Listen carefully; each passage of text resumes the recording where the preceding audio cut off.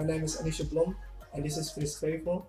We're in Leeuwarden, Friesland, and we're here today with Geert Jan Kroon. Geert Jan, could you please introduce yourself? Yeah, sure.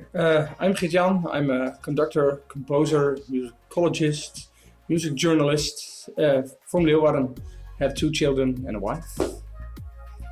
So you do a lot of things in music. If you could either only do conducting or composing for the rest of your life, what would you choose and why? Well, it's a difficult question. I probably all my life do both, but if I really have to choose, I would be composing, I think. Yeah. And why?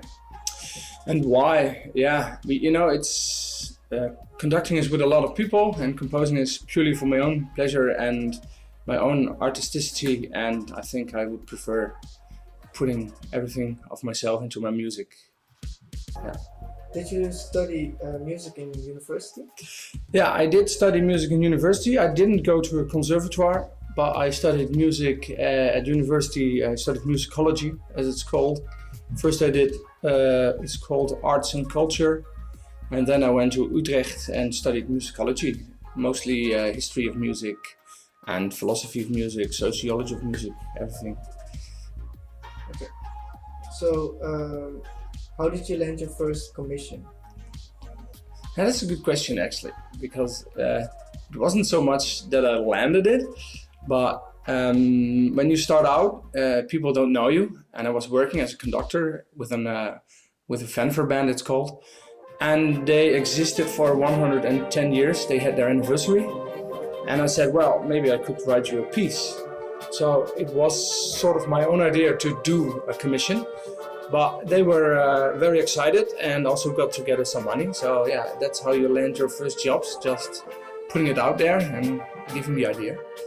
So yeah. Okay, so you want to do composing for the rest of your life, and you composed also the song Lied van de Middelzee, which brought together 17 different music ensembles from all over Friesland. How did you get this opportunity? Yeah, that's quite funny. I'm a player myself in one of these ensembles, and it wasn't ensembles all over Friesland, but actually only the municipality Leeuwarden. Okay. And I play with one of these bands, and through my work as a composer, a lot of bands know me already. And when they started a union, they thought, well, who could do this best? And they were like, oh, we actually only know one young, good composer from Leeuwarden, so let's ask him. So they called me and said, okay, you have an hour to fill, and you get some money, and that's it, make something beautiful. And that was actually the commission, and yeah, it was a great commission, really big one. Like it was, I think 700 musicians. There were, in the end, in the score were like more than 100 parts, and it was 40 minutes long, so it was a really big piece. I've never done something quite big like that, so it was cool. Yeah. So you've worked internationally with the 4-time Scottish brass band champion, a band called Toulouse Brussels Mills. Do you have any other plans to work outside of the Netherlands?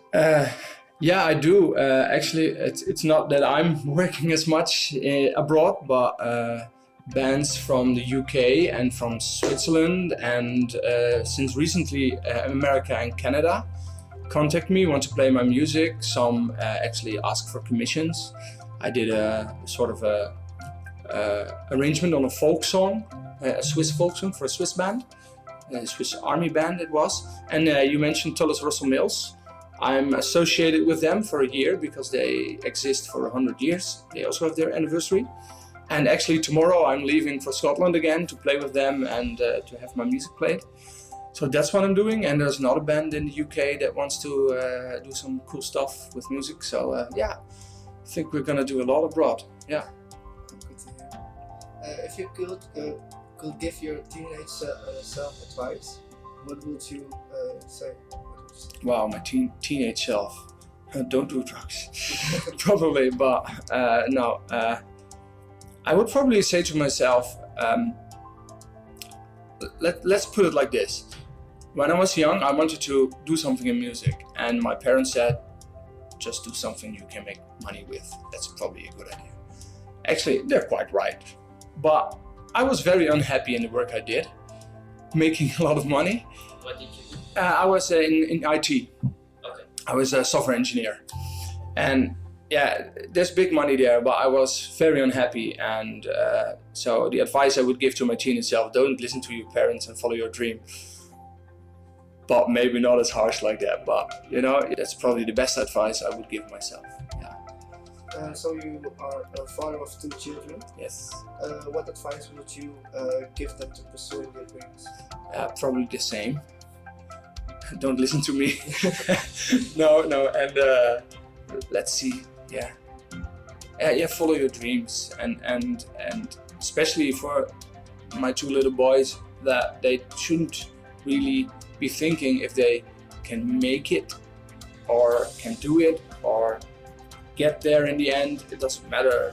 It doesn't matter what the end goal is. You have to just enjoy the journey, you know, and do something you really love. And that's probably the only advice I would give them. Do something you love and make sure you're happy along the way. That's it. So, where do you see yourself in the next 5 years? Well, that's a good question. Actually, it's quite funny. My work is made up of a lot of facets, and I went to a coaching session to try and figure out what I love most. And I had to make a drawing where I saw myself in the next 10 years. And I made a drawing of the Concertgebouw and myself as somewhere sitting in the Concertgebouw working as a composer or a conductor. And last weekend I already was there as an assistant conductor working in the Concertgebouw. So hopefully in the next 5 years, progressing from assistant conductor to something like the composer of a piece that's being played there, or conducting myself there. Yeah, that's really a big dream. And what's Concertgebouw? Concertgebouw is like the classical music theater in the Netherlands. Okay. Yeah, the place to be for me. Yeah. Yeah.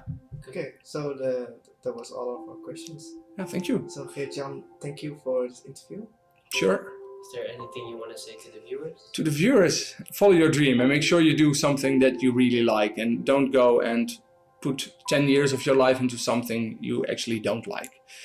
Yeah, follow your dreams and be happy along the way. I think that's the best thing I can do. Okay. Well, thank you. And to the viewers, see you next time.